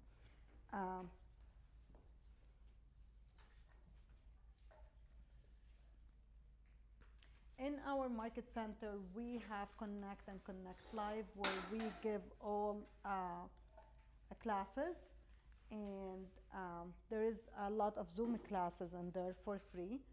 And our Keller Williams has two huge events a year. One of them is Family Reunion that happens in February every single year.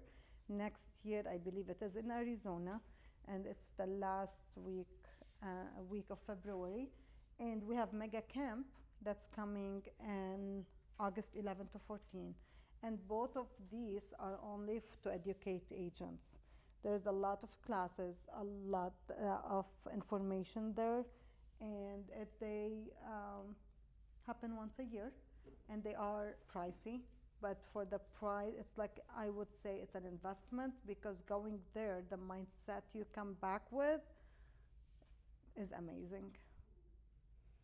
It's a great information. It's a good place to be. So many agents go there for the connections, because they meet agents from different states where they get referrals, they give referrals. So those agents think of their job as a business. So how can we get business from agents in Florida?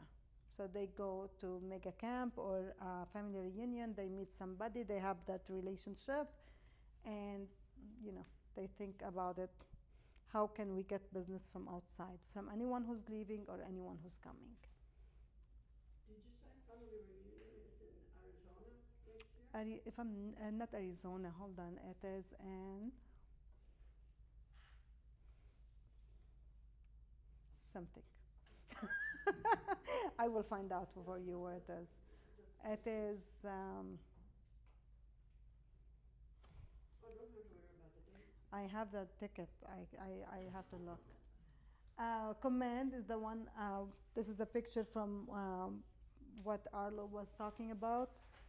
About your command, your goals, your database health, And command, we have Armando, he is amazing. He gives classes on it. And if you attend them, you will know command and how to deal with it from A to Z. Just have to attend. I'm not gonna teach this here because it has a lot of information, but please attend the class and I will give you the date for next class tomorrow. We have a command app. Oh, those are the wrong dates, by the way.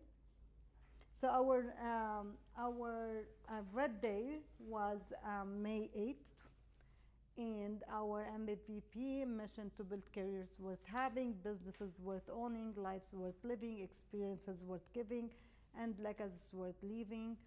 And this is our leadership team. I introduced you to them this morning when I started. Our commitments are the same, and this is need to be. We have a profit share in Keller Williams. Who knows what profit share is? Lara, do you have anyone in your profit share? Yes. You have. Yeah, I have one. What did you do to have profit share? I encouraged and a couple of people to not only one of them to take the class. Actually, one was my client, and she got her license, and she joined us for a while here. Okay. And the other one, I sponsored her when she came in. Okay. Yeah, so. Profit share is when you know somebody who wants to be in real estate and you invite them to be part of Keller Williams. When they sign up and they choose to have you as their sponsor, you will get money back on every transaction they close. Even if they leave this office and go to another Keller Williams office, as long as the office is profitable, you will make money on their closings. So let's say Arlo came from Remax, right? So Arlo came from Remax and he has a team. He came and he signed up with us and then he brought his team. Everyone who signed up after Arlo and then they named him as a sponsor, he will be making money on their closing. So when we are profitable, if we are making 50,000, 52.5% stays with the office, 47.5% goes back to our profit shareholders. And the money gets distributed on the people who are sponsoring whoever closed the transactions. Make sense? Any Can you change your sponsor? You cannot change your sponsor. So once you sign up with Keller Williams and you put somebody, They used to, you have to leave for 6 months and then come back. I don't know if that's still valid. They changed the law. And then if you are vested, which means you've been with us for 7 years and then left, you cannot change your sponsor. Yeah. Yes. Right now I'm deciding because my daughter usually works with me, but she's studying right now, so somebody, because I honestly don't know. I know you signed up recently. Yes. And then you're waiting for your daughter, and then your daughter is gonna sign up under you. No, you're gonna sign up under your daughter. Yes. Yes. You can do that only for 3 months. So I would suggest your daughter to get.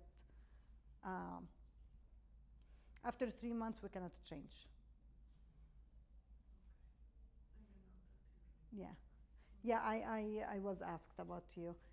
You can when you first join to choose a sponsor, but you need to let us know that this sponsor is only temporarily because of a situation, and you have 90 days to change that. After the 90 days, we cannot change it, and nobody has access to it. It's not like a decision I made. I don't even have access to change. It's international and it gets locked. But she needs to be licensed. I believe yours gonna be an administrative assistant. Yeah. One more thing, we work with you guys, so you know. So, question. Yes. So, if I close a transaction, right? So that sponsor is making money off of my transaction? It's not from your transaction. We pay him. It doesn't go away from your money. Your share does not get affected. Oh, The money we make as an office gets affected. We pay from our profit, not from yours. Oh, okay, okay. So if you're getting 10,000, it is 10,000. We pay him, not you. Oh, okay, okay. I'm just asking because in case if I ever bring someone on board, I know they're gonna ask me that. No, thank you for asking that because it's such a good question. I don't want anyone to misunderstand. You do not pay your sponsor. You do not pay them from your check. Actually, that's extra money that the office pays and go back to whoever brought you. You do not pay. Your money is not affected by that. We clear? So we don't misunderstand. And the office needs to be profitable. And this office has been profitable since it opened in 2003. So if I get somebody and they bring somebody and they bring somebody, who's getting the money? There is 6 steps, so you will keep getting money. So let's say you brought me. My sponsor will get the money from me, and then I bring somebody, and then they bring somebody. Yeah. So who's getting? All of us. Everybody. So everybody, it goes into percentages. The main person who gets it is the first one. So I brought Henry. When I'm his sponsor, right? When Henry closes a transaction and we are a profitable office, I make money. I'm the highest. The second one who makes money is the one who brought me. The third one is who brought the one who brought me. It's up to 6 people. And if nobody, because in my case, I came, no one told me, Yeah, no one. Okay, then that's fine. Then you have only 2. Make sense? So you mean you just came to the office, but you said you want your daughter to sponsor you. So it's you and your daughter on your sponsorship tree. The tree grows up to 6 levels. Okay, yeah, because I just walked into, like, so I don't know who to name as a sponsor. Like, I just put someone's name, but I didn't know it was permanent. So can we change it, or I believe you have 90 days. 90 days? Okay. So we can't go in command and change it. Nobody can. So we have to talk to. You have to tell us, and then we have to request it from international. So we don't even have access. We don't have access to choose anyone's sponsor or to change anyone's sponsor. So when you bring someone to the office, you need to let them know that you want that there is a sponsorship, because we are not allowed to tell them who to choose. Yeah. We have to do the right thing, and if you brought them, you should educate them on the profit share and how it works. We will tell them, for example, who was #1 reason for you to join Keller Williams, and if they say, Henry will say Eman, and then Henry has the option to fill out the paperwork and put Eman as a sponsor. As an office, we don't have access to that. The only person who can do it is the person who's doing it. Make sense? So there's no misunderstanding.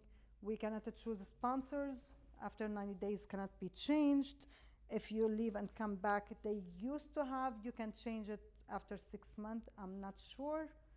And when they make money, it's not from your check. Your check is your check. We don't touch it. Clear? Any questions?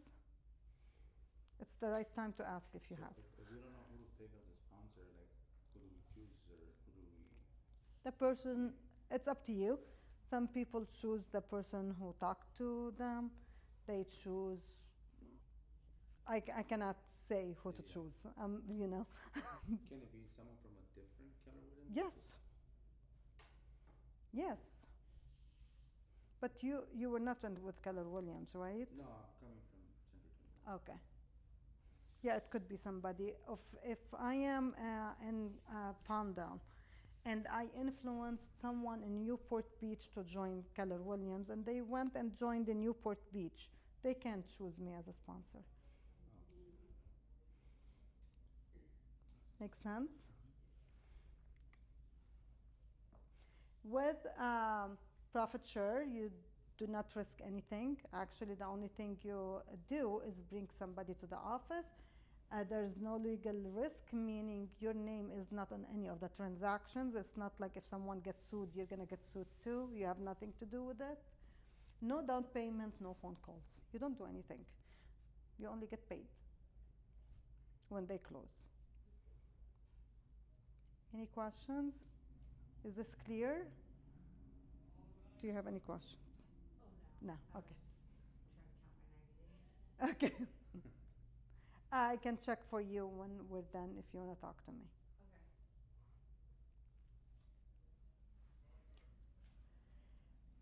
In Keller Williams, we have a lot of communities that you're going to see if you go to Family Reunion or if you go to the website KW Communities. We have diversity, equity, and inclusions. We have commercial, we have land, luxury, military, new homes, sports and entertainment, KW Young Professionals, and many more of that. So the main thing is, let's say Owen is young and he wants to be surrounded and have connection with other younger agents.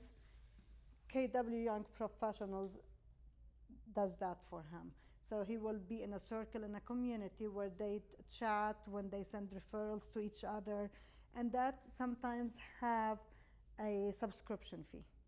But it has nothing to do with our office. This is international, and you can do it by choice only. No one is forced to do it.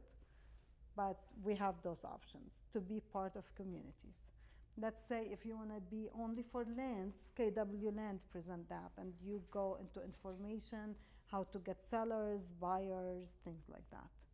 This is with Keller Williams International, and you can have all the communication with them online, and there's usually phone numbers or emails if you would like to know more about them.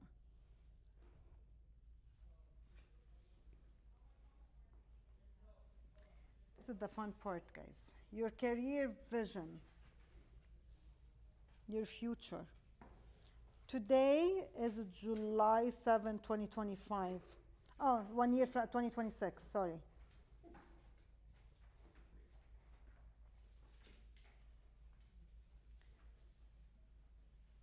Your business is thriving and your life is everything you've dreamed of. Your customers rave about the experience and value you provide and think of you when they have a real estate need. Your family and friends are so proud of your success and are consistently referring business your way. You are helping others live their dreams of owning a home because you are focused on helping them get what they desire. You are building the foundation and momentum for your entire career and gaining relationships and experiences and the income you desire. You are the top agent in your market center or rookie of the year if you're new. You're poised to hire a part-time assistant to handle your 80% while you take care of the 20% that grows your business. You are on the path to, and can everyone write 2 statements what you're going to read next year this day?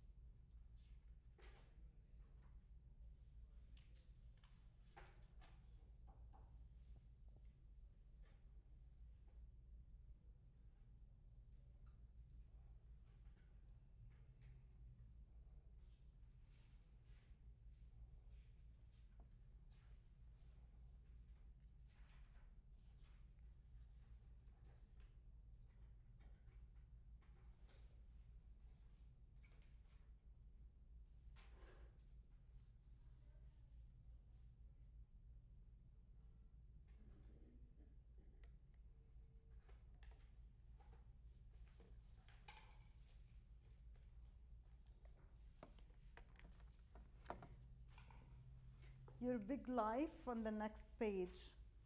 In this big circle, I would like you, please, to put a number that you are going to be making next year. And this is your big life, so there is no right or wrong answer, guys. This is for you. And from that number you're putting here, I would like you to put where it's going to be distributed to. And those are just examples.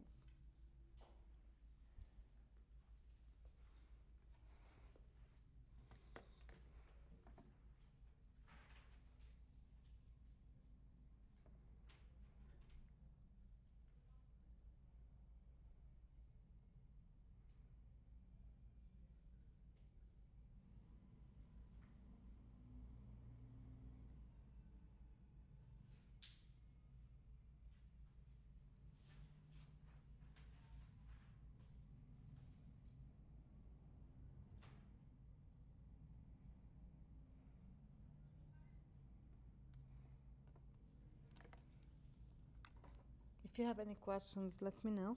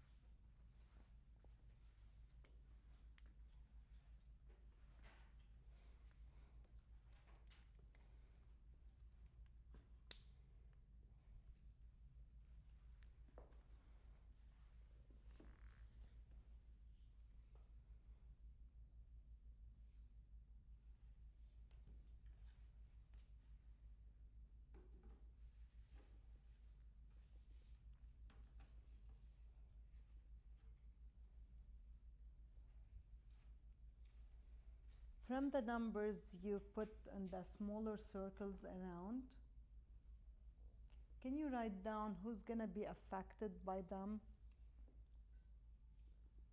Like, let's say if you said you're going to pay, for example, I'm just going from this, you're going to pay off the mortgage for your parents. I would like you to write down how do you think your parents would feel and how would that affect their life.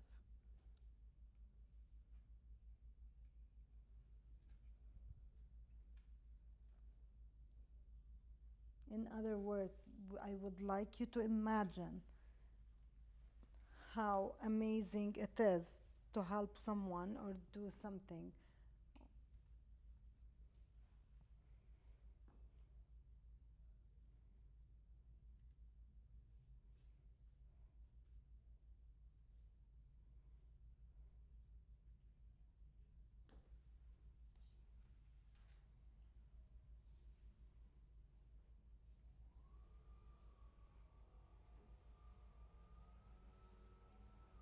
If you're paying your kids' school, what does this mean to you? Freedom, satisfaction, happiness? What is it?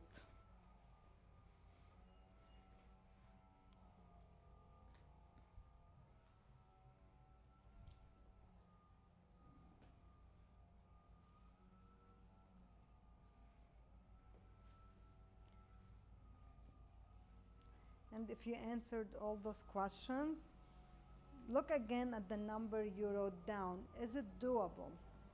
Can you achieve that number? Yes. Is it something you can do?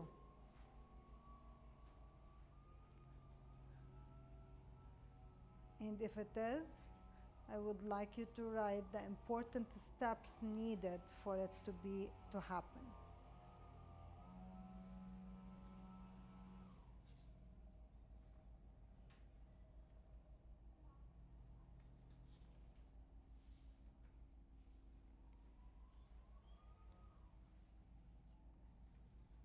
To to achieve success, you need motivation and inspiration for doing it. That's your big why.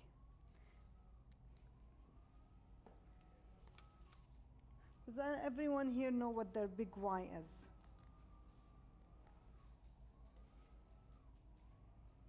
Is that a yes? Is that a no? Yes.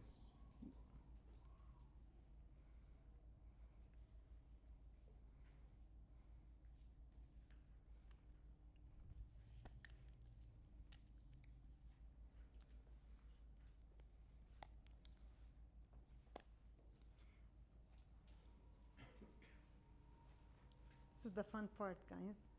This is your commission. This is your commission dollar, and then how does it get distributed? The commission starts, the rules change now, so the seller doesn't have to pay for the other agent, but let's assume on your transaction you approved that you are sharing the commission with the buyer agent. So your commission is shared with the other agent, is shared with the market center based on your cap split, business expenses, taxes, and what we take home. Some people take the commission, what they get after market center splits. They do not take into consideration how much is their business expense or taxes are, and they assume it's all for them to have fun. This is when we start seeing problems. We have to take into consideration business expenses and the taxes.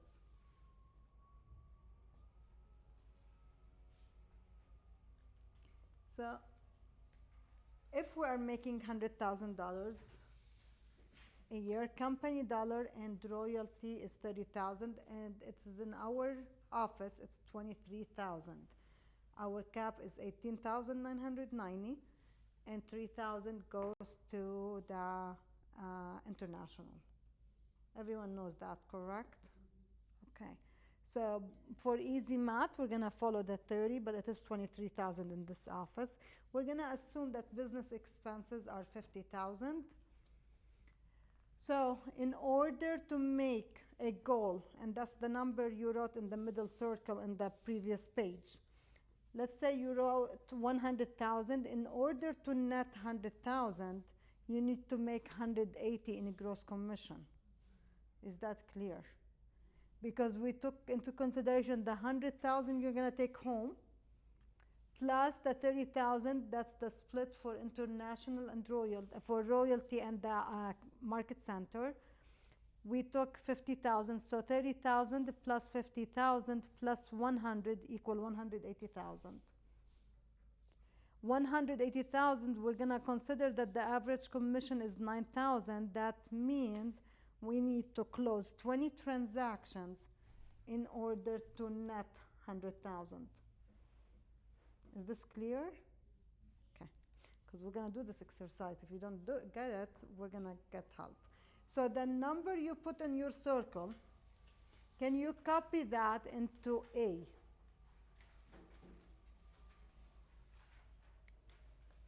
So,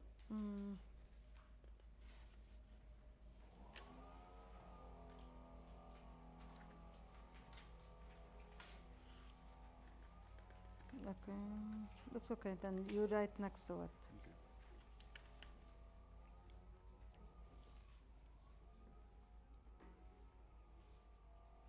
And then B is 23,000. Yes, you have a question? No? Okay. And C is your business expenses, which is, I don't know, everyone is different. How much do you think your business expense is? A year, not a month.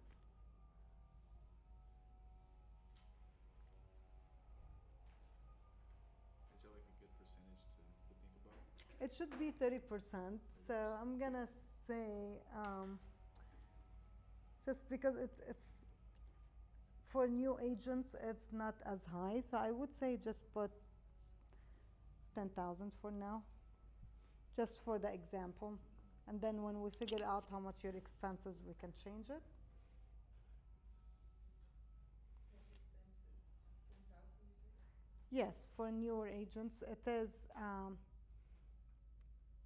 business expenses includes the MLS dues, office expense, things like that.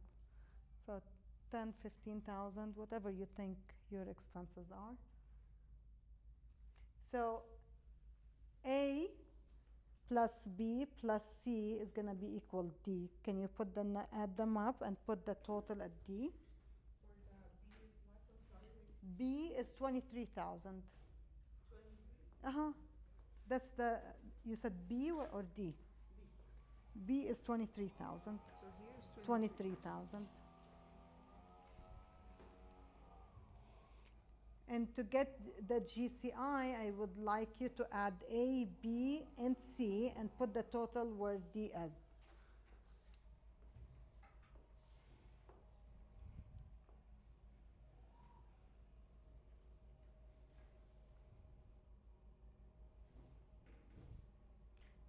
And then our average commission is around $10,000. So I would like you to put 10,000. It's going to be a little bit different for you because you are in a team, right? Yeah. So put here half.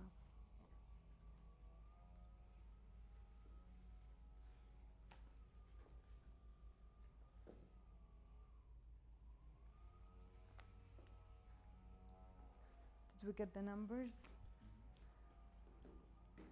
Yes.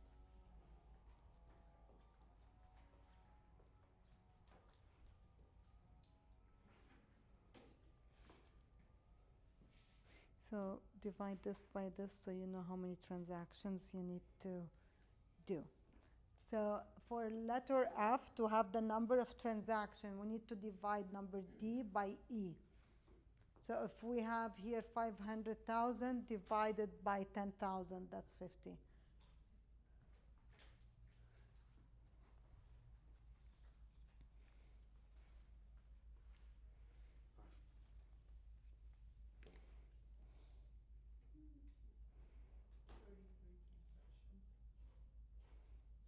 So 18, beautiful. So the number you got, is it something you can do? Anyone would like to share the number they got? 33 transactions. So if we're gonna say 33 transactions, how many transactions a month you need to close? Almost 3, right? Because you're not gonna work 12 months, you're gonna work a little bit less, assuming you're gonna take vacation because we need you to invest in you. Is 3 transactions a month something you can do by doing the right things? It is. Well, it is. You can say yes, you can say no, and the answer is completely up to you. But if we say yes, that means we're gonna do it. If we're committing to it, it's doable.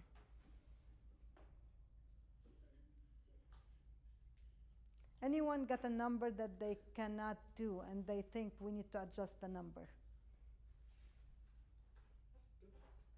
Too high? It is doable. Doable. It is doable.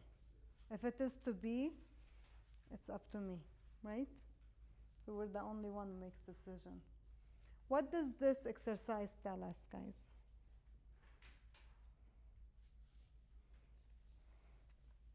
Helps me realize that it's achievable. Mm-hmm. What else? It gives you a breakdown as to how much you need to make to achieve it. Yeah. What you need to do. Correct. In the economical model in the MREA, it will walk you the steps, how many conversations you have to accomplish that goal. And nothing is hard. We can say 500,000, oh my God, 500,000 is a lot. 500,000 is, I'm not saying it's easy, but it's at the end of the day, it's 50 transactions. Some people can do it, some people cannot. So great, adjust the number. Some people will say, I can do more than 50. There's no right or wrong answer. I think it depends on how accountable we want to be to it. Yeah. Yeah. And if you're comfortable, that means that's the wrong answer. You need to be uncomfortable.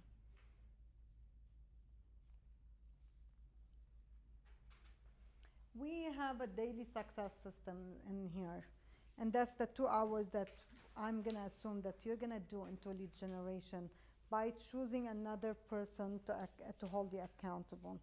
And we need to have 10 conversations. We need to add 10 contacts.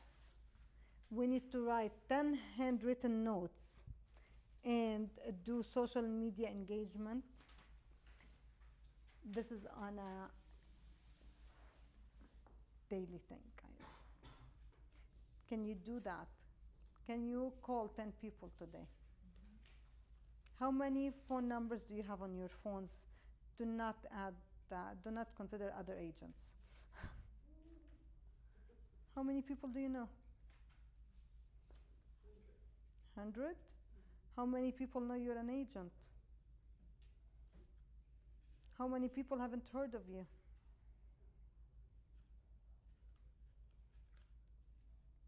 Are you comfortable touching base with those people?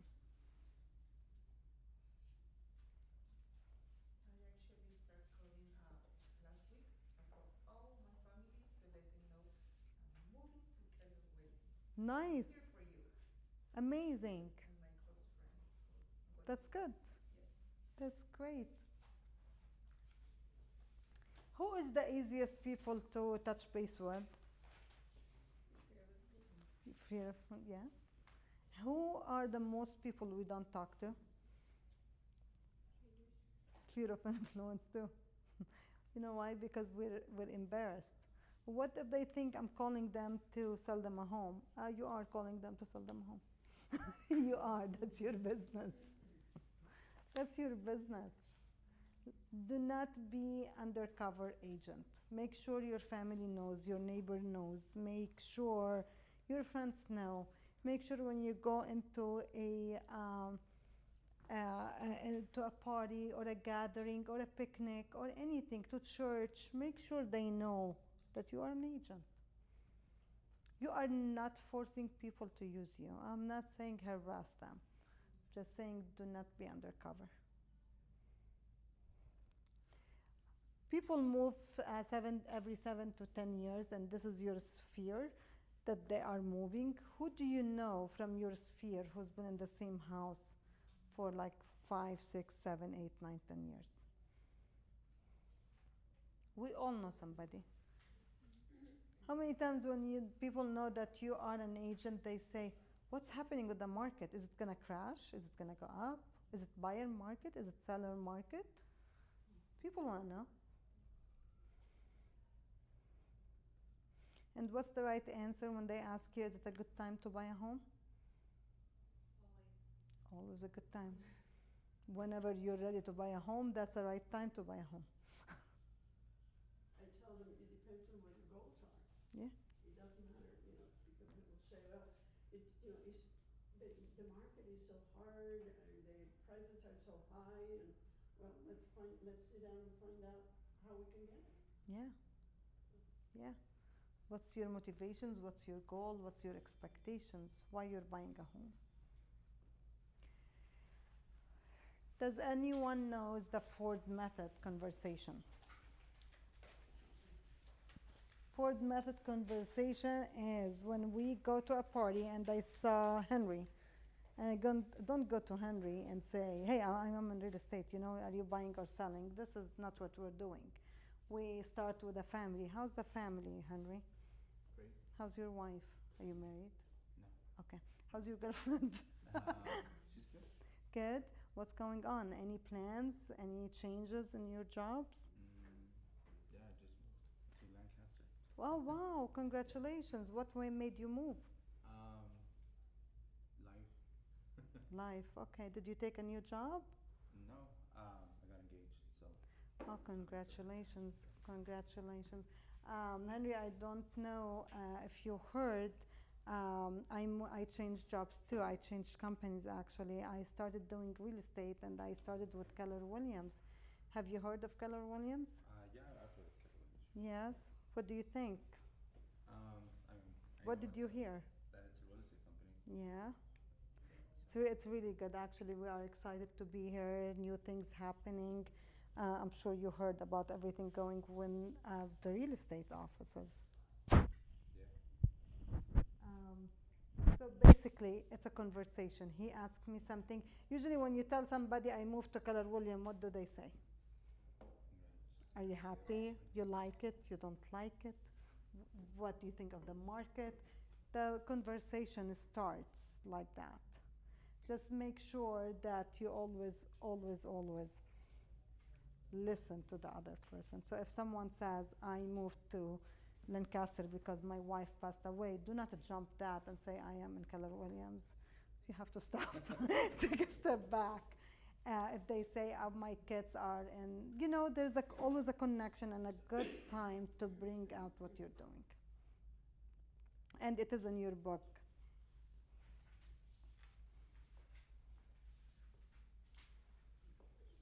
What do you think, guys? What's your ahas? What's something you learned today you did not know? What's something you heard today that you have a different perspective on? It's just a reminder of we always have to go back to basics. Remember why we started, why we're doing this. Yeah. Why we chose this career. Versus, we could have all gone different routes, different careers, but we chose to be here. Yeah. And it reminds me again of what my old broker, who's a very good friend of mine, he always told me nothing's going to change unless you do.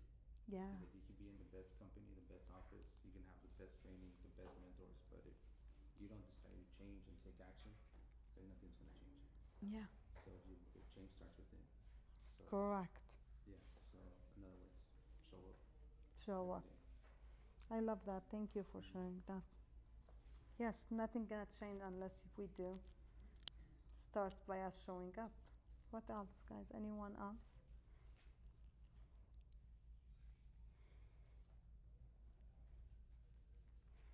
Sometimes we think it's easier said than done.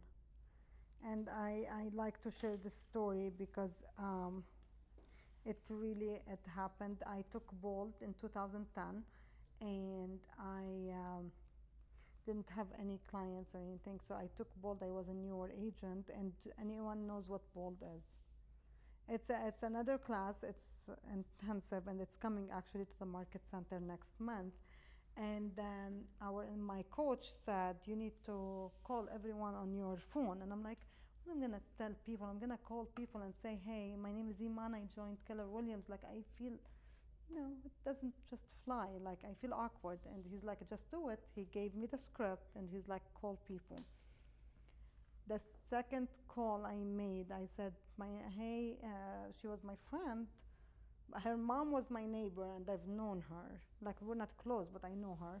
So I said, hi, Mary, this is Eman. I just want to tell you that I started doing real estate. I am with Keller Williams.